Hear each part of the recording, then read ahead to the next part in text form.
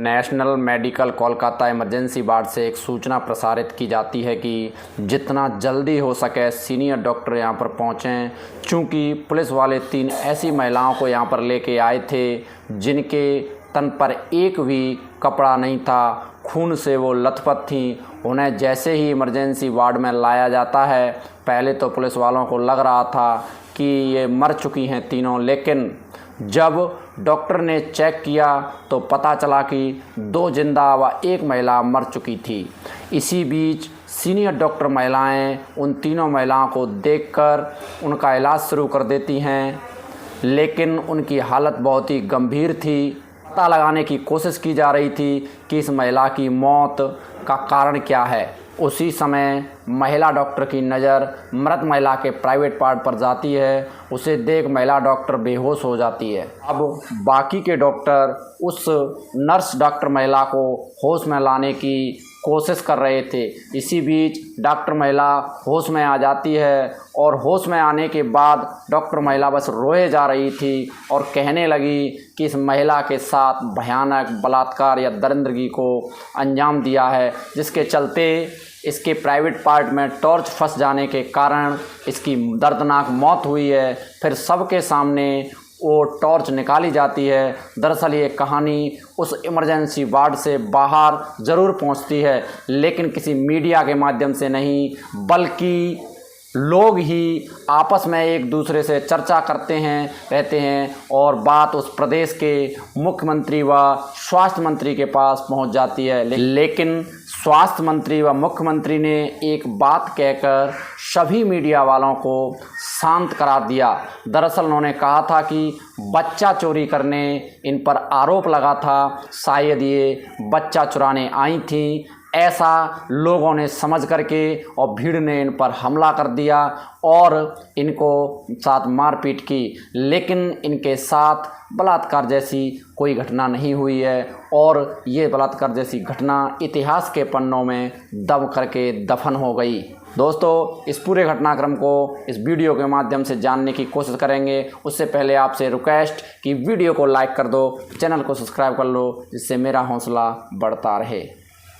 नमस्कार, स्वागत है सच्ची घटनाओं पर आधारित क्राइम स्टोरी के इस नए एपिसोड में। ये सच्ची घटना सुनाने जा रहा हूँ पश्चिम बंगाल की राजधानी कोलकाता की है, जिसमें गोसावा के एक क्षेत्र में 30 मई 1990 की मैं बात कर रहा हूँ। दरअसल 3 डॉक्टर महिला जो सीनियर ऑफिसर थी, इनमें से एक का नाम था अनीता दीवान, उप जिला विस्तार मीडिया अधिकारी विभाग की पश्चिम बंगाल। दूसरी उमा घोष, स्वास्थ्य विभाग की वरिष्ठ अधिकारी, और तीसरी पश्चिम बंगाल से ही दिल्ली से यूनिसेफ से अधिकारी थी रेणुका घोष।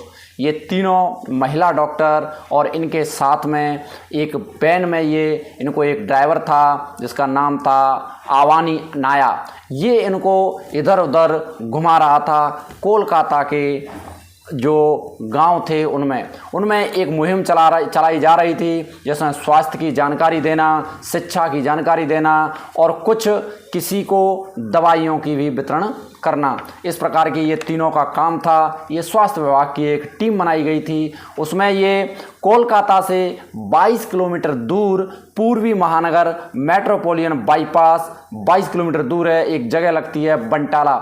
जैसे ही ये पूर्वी महानगर मेट्रोपोलियन बाईपास से क्रॉस करके आगे की तरफ बढ़ रहे थे, 30 मई 1990 को लगभग ये 6:30 बजे का वाक्य है। उस समय एक स्कूटर इनके पीछे से पीछा करता हुआ आता है, तो ड्राइवर आवानी नाया कहता है कि मैडम, कोई हमारा ऐसा लगता है मुझे कि शायद कोई पीछा कर रहा है, तो अगर आपकी इजाज़त हो तो थोड़ा सा मैं गाड़ी यहाँ से तेज़ निकाल लूँ। तो मैडम बोली कि यहाँ पर जो रोड है वो भी सही नहीं है, आप थोड़ा संभल करके ही चलाना, कहीं कोई प्रॉब्लम ना हो जाए। बस थोड़ा सा गाड़ी भगाने की कोशिश करता है, लेकिन उसी बीच एक जो स्कूटर वाला होता है वो हाथ देने की कोशिश करता है, गाड़ी वैन को रुकवाने की कोशिश करता है, लेकिन ड्राइवर समझ जाता है कि यहाँ कोई अनहोनी होने वाली है, शायद कोई घटना घट सकती है, क्योंकि ये जो क्षेत्र है वो डेवलपमेंट क्षेत्र नहीं है, और वो गाड़ी को भगाने की कोशिश करता है। वहाँ से कुछ ही दूर बस वो वैन निकली थी कि अचानक अनियंत्रित हो जाती है और वैन पलट जाती है। अब ये तीनों डॉक्टर और वो ड्राइवर आवानी नाया वैन में दब जाते हैं और परेशान होते हैं, चीखने लगते हैं। उसी बीच जो स्कूटर वाले थे और उनके साथ 4-5 लोग और थे वो कुल मिलाकर के वहाँ पहुँचते हैं और उसके बाद लगभग 10-11 लोग और आ जाते हैं, यानी कुल लोग 17 हो जाते हैं। अब वहाँ पर चीख पुकार मचती है, लेकिन उसी बीच ये जो उसमें फंसा था ड्राइवर आवानी नाया उसको खींच लेते हैं और उसको मारपीट करने की कोशिश करते हैं। उनको जो तीनों जो डॉक्टर लेडीज फंसी थी उनको बचाने की बजाय ये उसके साथ मारपीट करने की कोशिश करते हैं। आवानी नाया को ये जो 17 लोग थे वो खूब मारते हैं, इतना मारते हैं कि मारते मारते वो जो उनके हाथ में था वो सब कुछ उस पर वार करते हैं और उसके बाद आवानी नाया बेहोश हो जाता है। उसके बाद जो पहली टीम जो आई थी, पहले जो आए थे बंदे, उसमें से एक महिला को खींच लेते हैं और उसको वहाँ से रोड जो था उससे नीचे एक खेत की तरफ ले जाते हैं। उसके बाद जो दूसरी टीम थी वो दोनों महिलाओं को भी निकाल लेते हैं और उस वैन में उसी की जो टंकी थी उस पर ऊपर उसमें से निकाल करके और उसमें आग लगा दी जाती है और उसके बाद वो महिलाओं को ले जाते हैं। अब महिलाओं के साथ जब तक बलात्कार की घटना को अंजाम देते हैं वो 17 के 17 लोग उनको नोचते हैं जब तक उनका मन नहीं भर जाता। और इस पूरे घटनाक्रम को होते होते वहाँ लगभग 9 से 10 बज जाते हैं इस घटना को करते करते। उसके बाद वहाँ वो उन महिलाओं को मृत छोड़ते हुए अपना मर मरने के बाद वहाँ से निकल जाते हैं और उसके बाद एक राहगीर वहाँ से निकलता है, वो उनकी कराहते हुए चीखते हुए देखता है तो वो नज़दीकी पुलिस स्टेशन में कॉल करता है। जब नज़दीकी पुलिस स्टेशन में कॉल करता है लगभग 11:30 बजे के आसपास वहाँ पुलिस वाले पहुँचते हैं, उन तीनों महिलाओं को और उस ड्राइवर को लेते हैं, उठाते हैं, गाड़ी में डालते हैं और वो वहाँ से लेके और नज़दीकी नेशनल मेडिकल कॉलेज लेकर के पहुँचते हैं। वहाँ जाके वो उन तीनों महिलाओं को मृत समझ रहे थे, लेकिन वहाँ जब डॉक्टर अधिकारी वगैरह जो भी सब वहाँ बात सुन रहे थे, वहाँ पहुँच रहे थे, वो जा कर के वहाँ चेकअप उनका करते हैं तो उनमें से उमा घोष और रेणुका घोष जो दोनों जीवित थी, उनकी सांसें चल रही थी और लेकिन अनीता दीवान जिसकी मौत हो चुकी थी, जब वो उसकी मौत का कारण जानने की कोशिश करती है, वहाँ पर जो डॉक्टरनी होती है वो उनको देख ही रही थी कि उसकी नज़र एक ऐसी जगह पर पहुँचती है जिसके कारण उसकी बेहोश हो जाती है डॉक्टरनी। उसके बाद वहाँ जो बाकी का स्टाफ था उसको होश में लाने की कोशिश करते हैं डॉक्टरनी को, और जब वो होश में आती है तो वो रोए जा रही थी क्योंकि उसने जब अपने मुँह से कहा कि इस अनीता दीवान की जो मौत हुई है इसके साथ बहुत ही गंदे तरीके से बलात्कार जैसी घटना को अंजाम दिया गया है और इसके जो प्राइवेट पार्ट है उसमें टॉर्च पूरी तरह से घुसेड़ दी गई है, ऐसा उस महिला ने बताया। उसको उस खबर के सामने निकाला जाता है। अब ये बात आपस में सभी डॉक्टरों के स्टाफ के माध्यम से ये खबर चर्चा का विषय बन जाती है और धीरे धीरे करके ये बात बाहर आती है। यहाँ किसी मीडिया के माध्यम से नहीं, किसी न्यूज़पेपर के माध्यम से नहीं, आपस में चर्चाओं का विषय बनते बनते ये बाहर आ जाती है और धीरे धीरे करके ये बात स्वास्थ्य मंत्री व मुख्यमंत्री तक पहुंच जाती है। जब स्वास्थ्य मंत्री और मुख्यमंत्री तक पहुंचती है तो स्वास्थ्य मंत्री और मुख्यमंत्री इस बात को अपने मीडिया को सबको दबा देते हैं, कहते हैं कि ये महिलाएं, इन पर ऐसा आरोप था, उन गांव वालों ने, उस क्षेत्र वालों ने ऐसा आरोप लगाया था कि ये महिलाएं जो है बच्चा चुराने आई थी और ये इन्होंने बच्चा चुराने के चक्कर में ही इनको लोगों ने पकड़ा और इनके साथ मारपीट की है, इनके साथ कोई बलात्कार जैसी घटना को अंजाम नहीं दिया गया है।